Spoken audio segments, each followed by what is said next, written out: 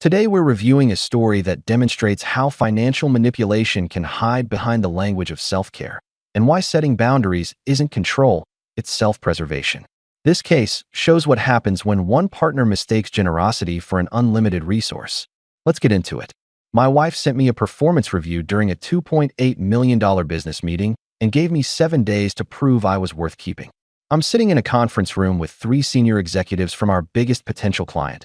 My phone buzzes, and I see a message from Jessica that starts with husband performance evaluation, urgent, followed by a 5-page document attached. The subject line alone makes my stomach drop, but I can't look at it because I'm literally in the middle of pitching a deal that could change my entire career, so I silence my phone and keep going. The presentation goes well. We shake hands. They say they'll have an answer by Friday, and I walk out feeling like I just nailed something huge. Then I open that message in my car and everything shifts. It's formatted like an actual HR review, complete with categories, scores out of 10, and detailed notes on my failures as a husband. Financial contribution gets a 6 out of 10 because apparently I'm meeting baseline expectations but showing no growth initiative. Emotional availability gets a 4 because I work too much. Romance gets a 3 because I forgot our 3-month anniversary. At the bottom, in bold red text, she wrote, "You have 7 days to prove you're worth staying married to. Don't disappoint me again."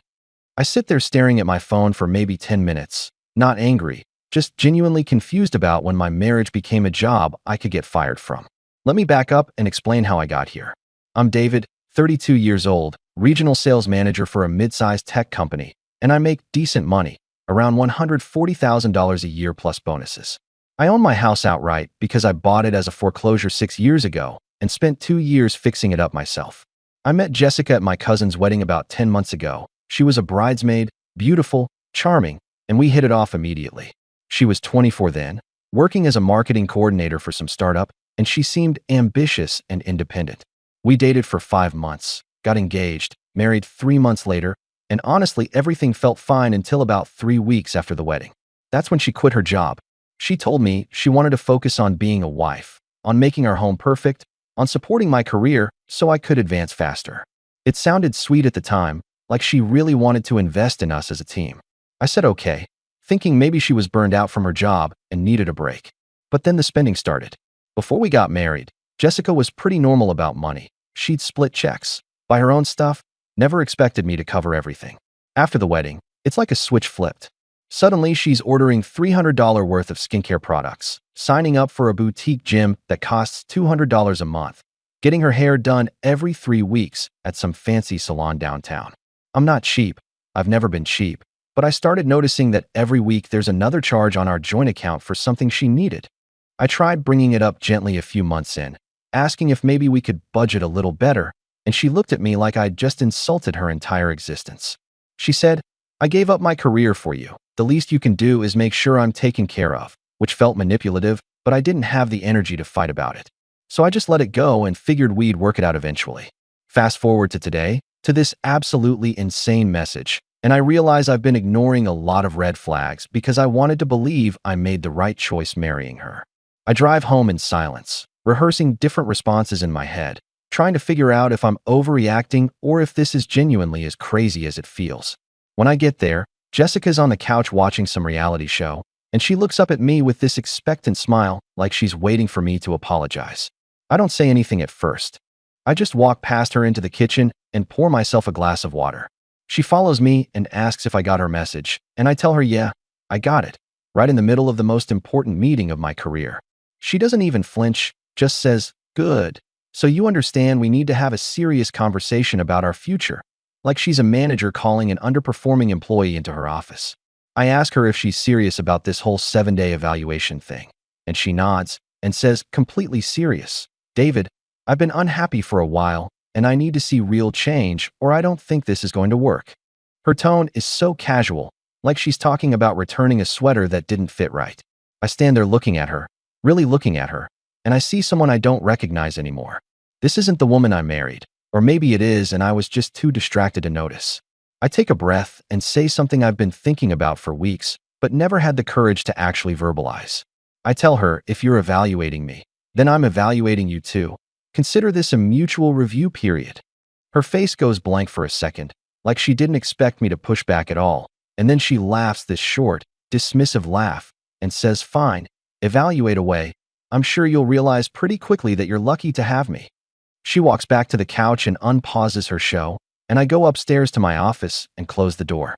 I sit down at my desk and open my laptop, not really sure what I'm doing yet, but knowing that something fundamental just changed. I pull up our joint bank account and start scrolling through the last few months of transactions, and what I find makes my blood run cold. We're talking thousands of dollars spent on things that have nothing to do with running a household. Clothes, restaurants, subscriptions to services I've never even heard of, and the kicker is that her contribution to any of this is exactly $0. She hasn't worked, hasn't brought in any income, and hasn't even really managed the house because we still order takeout 4 times a week, and I'm the one who does most of the cleaning. I close the laptop and lean back in my chair, staring at the ceiling, and for the first time in months, I feel something other than confusion. I feel clarity. If Jessica wants to evaluate whether I'm worth keeping, then I'm going to evaluate whether this marriage is worth keeping, and I have a feeling I already know what the answer is going to be. What stands out here is how the performance review wasn't designed to improve anything. It was designed to establish blame before she left. When someone frames your relationship as a job evaluation, they've already emotionally checked out and are building their exit narrative. The real evaluation began the moment he decided to look at the facts instead of accepting her framing.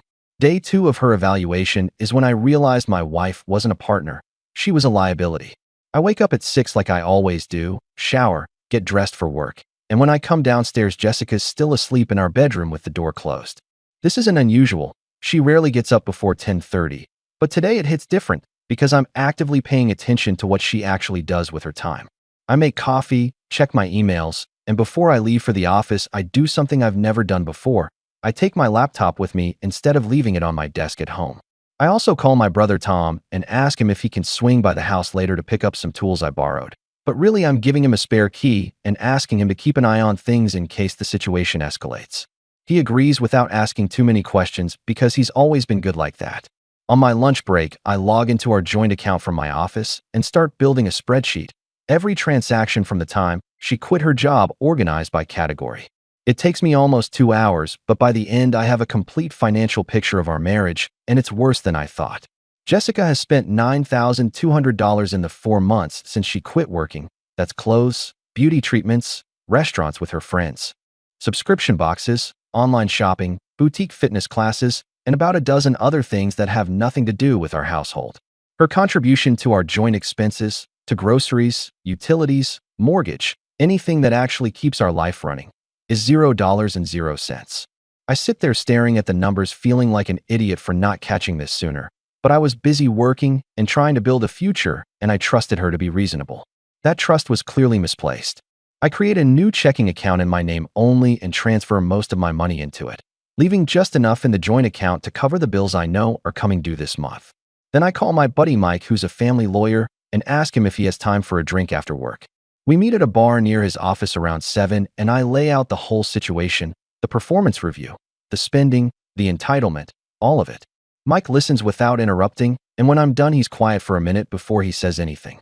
He tells me that what I'm describing sounds like financial manipulation, that someone who contributes nothing but demands everything and then threatens to leave if you don't meet their standards is controlling you. He says I should document everything, take screenshots, save messages, keep records of all spending, because if this goes where he thinks it's going, I'm going to need proof. He also tells me something I wasn't expecting, that Jessica has been talking about me to mutual friends for months, complaining that I'm cheap, that I don't appreciate her, that she could have done better. Mike says he didn't want to tell me before because he thought maybe it was just normal marriage venting, but combined with everything else, it paints a pretty clear picture of someone who's been checked out of this relationship for a while. I drive home feeling like I just got punched in the stomach, not because I'm heartbroken, but because I'm angry at myself for missing all the signs. When I get there, Jessica's in the living room with her friend Emma. They're drinking wine and watching something on Netflix, and they both look up when I walk in. Emma leaves pretty quickly, says she has to get home, and I can tell from the look on her face that they were talking about me. Once she's gone, I sit down across from Jessica and ask her directly if she's been complaining about me to our friends. She gets defensive immediately, says I'm being paranoid, that she's allowed to talk to her friends about her feelings. I tell her that's fine, but maybe don't post about it on Instagram where 3,000 people can see it. Her face goes pale and she asks what I'm talking about. So I pull out my phone and show her the screenshots I took during my lunch break. She posted a story yesterday about being married to someone who doesn't understand that maintaining yourself costs money, and another one this morning about cheap men who expect their wives to look expensive on a Walmart budget. She tries to laugh it off, says she was just venting and didn't think I'd see it, but I point out that it's public, that anyone including my co-workers and family can see it, that she's humiliating me online while living off my income. She gets quiet and then says something that genuinely shocks me. She says, "Maybe if you made more money, I wouldn't have to complain." I just stare at her because I make $140,000 a year. We have no debt except the mortgage, which is tiny, and she spends money like we're pulling in $500,000. I tell her that the joint account is going to be for household expenses only from now on, that my paycheck will go into a separate account, and that if she needs money for personal things, she can get a job like every other adult. She loses it, starts yelling about how I'm trying to control her, how I promised to take care of her, how this isn't what she signed up for. I stay calm and tell her that I didn't sign up to be an ATM with a wedding ring. That marriage is supposed to be a partnership, and right now I'm the only one contributing anything. She storms off to the bedroom and slams the door, and I spend the rest of the night in my office going through more bank statements and screenshotting her social media posts. Day 3, I work from home and watch what Jessica actually does all day. She wakes up at 11, makes herself breakfast, spends 2 hours on her phone, goes to a yoga class, comes home, showers, and then sits on the couch scrolling through shopping apps until I'm done working. She doesn't clean anything, doesn't cook, doesn't do laundry, doesn't even take out the trash. When I ask her what she did today, she says she was busy and seems genuinely offended that I'm questioning her. That evening, I get a text from Mike saying he heard from another friend that Jessica's been telling people she's keeping her options open, which is apparently code for she's already thinking about her next relationship before this one is even over. I don't confront her about it yet because I'm still gathering information, still building my case, but internally, I've already made my decision. Day 4, I meet with the lawyer Mike recommended, a woman named Rachel who specializes in divorce cases, and I walk her through everything. She takes notes, asks questions about assets and timelines, and tells me that if we move forward, I'll want to act fast before Jessica figures out what's happening and starts hiding things or making accusations. I leave her office with a folder full of paperwork and a retainer agreement, and on my drive home, I feel something I haven't felt in months. I feel like I'm back in control of my own life. When I walk through the door that night, Jessica's waiting for me with her arms crossed, and I know from her expression that she's figured out something's changed. She just doesn't know what yet. This section shows why documentation matters more than arguments in relationship disputes. He didn't try to convince her or change her mind. He simply collected facts and protected himself legally. When someone accuses you of control for setting boundaries around your own resources, they're telling you exactly who they are. Believe them. By day 7, my wife learned what my worth actually was when it disappeared. Day 5 starts with me making phone calls from my office at work, the kind of calls you make when you're systematically removing someone from your life. First, I call our phone carrier and move Jessica's line to a separate account under her name. She can keep the number, but she'll have to pay for it herself starting next month. Then I call our car insurance company and remove her from my policy. She's listed as a driver on my car, but it's titled in my name only, so legally I can do this. I update all my beneficiary information on my life insurance and retirement accounts, changing everything from Jessica to my brother Tom, and I send an email to HR at work doing the same thing with my health insurance and 401k. The whole process takes about 3 hours, and by the time I'm done, I feel lighter, like I've been carrying something heavy and finally put it down. I leave work early and drive straight to Rachel's office where I sign the divorce petition and write a check for her retainer. She tells me the papers will be ready to serve by tomorrow and asks if I want to be there when it happens. I tell her no, just have the process server go to the house in the morning when I'm at work. That evening I come home and Jessica's in the kitchen making herself a smoothie, and she asks me if I've thought about her evaluation and what changes I'm planning to make. I look at her standing there in her expensive workout clothes with her fresh manicure, holding a $400 blender, and I almost laugh at the absurdity of it all. I tell her I've thought about it a lot, and I'll have an answer for her tomorrow. She smiles like she's already won and goes back to her smoothie. Day 6 is when everything falls apart for her. I go to work like normal, and around 10 in the morning I get a text from my neighbor Greg with a photo attached. He's the retired guy 2 doors down who I helped with his fence last summer. The photo shows Jessica screaming at a process server on our front porch. Apparently, she didn't take the divorce papers well. My phone starts blowing up with calls and texts from her, but I ignore all of them. I'm in back-to-back meetings all day, and I genuinely don't have time for her drama. Around 3 in the afternoon, Tom calls and tells me I need to come home, that Jessica's mother showed up at the house, and they're both losing their minds. I tell him I'll be there in 30 minutes, and I leave work early for the second day in a row. When I pull into my driveway, there's a car I don't recognize parked on the street, and I can hear yelling from inside the house before I even open the door. Jessica and her mother Linda are both in the living room. Jessica's crying and Linda is pacing back and forth talking on her phone. When I walk in, they both turn to look at me like I'm the villain in their story. Linda hangs up and immediately starts in on me about how I'm ruining her daughter's life, how I'm abandoning my responsibilities, how no real man would treat his wife this way. I let her finish, and then I very calmly tell her that her daughter hasn't worked in 4 months, has spent more than $9,000 of my money on personal luxuries, publicly humiliated me on social media, and gave me a literal performance review like I'm her employee. Linda looks at Jessica for confirmation, and Jessica just stands there crying, not denying any of it. I tell them both that I'm done with this conversation and that they need to leave. Linda says Jessica lives here and doesn't have to go anywhere. So I pull out my phone and show them the 30-day notice to vacate that Rachel had drafted. Jessica has 30 days to find somewhere else to live. After that, I can pursue formal eviction if necessary. Linda's face goes red and she starts yelling again, calling me every name she can think of, and Jessica just crumples onto the couch sobbing. I go upstairs to my office and lock the door. I can't hear them downstairs for another hour before they finally leave. Around 8 that night, my doorbell rings, and when I look through the window, I see Jessica standing there with 2 of her friends.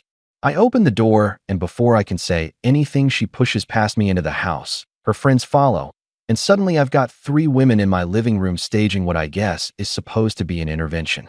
Jessica's calmer now. She's not crying anymore, and she tells me that she overreacted this morning, that she was shocked and hurt, but she's ready to talk rationally now.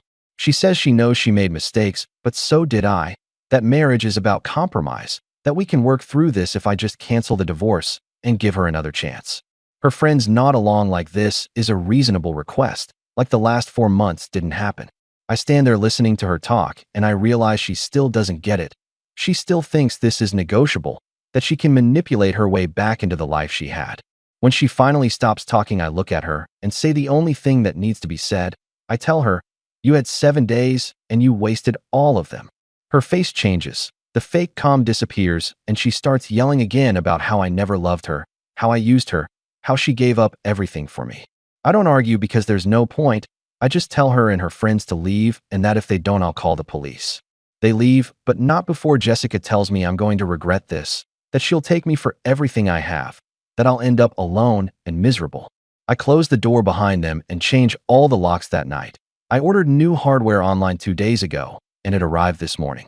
Day 7 is quiet. Jessica doesn't come by, doesn't call, doesn't text. I go to work, come home, and spend the evening packing up her belongings into boxes that I'll have delivered to wherever she ends up. I find clothes with tags still on them, shoes she wore once, beauty products that cost more than my weekly grocery budget. Every box I pack feels like evidence of how blind I was, how I let someone take advantage of me because I wanted to believe I made the right choice. That night I sleep better than I have in months because I know it's finally over. I know that I'm getting my life back. And I know that Jessica is about to learn a very expensive lesson about what happens when you mistake someone's patience for weakness. 6 months later, the divorce is finalized, and I'm sitting in my living room with a cup of coffee thinking about how different my life looks now. Jessica tried to fight for alimony, but her lawyer couldn't make a case when she'd only been unemployed for 4 months of our 8-month marriage and had no dependents. Last I heard from Mike, she's working retail at a mall across town, living with 2 roommates in a small apartment, and dealing with credit card debt from trying to maintain her lifestyle after I cut her off. I don't take any pleasure in her struggles, but I also don't feel guilty about them. She made her choices, and these are the consequences. As for me, I got that $2.8 million contract approved 3 weeks after the divorce was filed, which came with a promotion and a significant raise. I've been seeing someone new for about 2 months now, a veterinarian named Kate, who owns her own practice and insisted on splitting the bill on our first date. She's 30, financially independent, and when I told her about Jessica, she said something that stuck with me. She said that anyone who makes you prove your worth doesn't understand what partnership means. I think about that performance review sometimes. about how insulting and dehumanizing it was to have my value as a husband reduced to scores and metrics. But I also think about how it was the wake-up call I needed. How without that moment of clarity, I might have stayed in that marriage for years, slowly losing myself, while Jessica drained my bank account and my self-respect. She wanted to evaluate my worth, and in doing so she revealed her own, or rather the complete absence of it. The outcome here illustrates a hard truth about relationships. When you stop enabling someone's entitlement, they don't suddenly appreciate you. They just find their next target. His ex-wife never learned to contribute. She just learned that he wouldn't fund her lifestyle anymore. Real partnership means mutual investment, not one person auditioning while the other judges from the couch. What do you think about this story? Let me know in the comments, drop a like, and don't forget to subscribe for more real-life stories.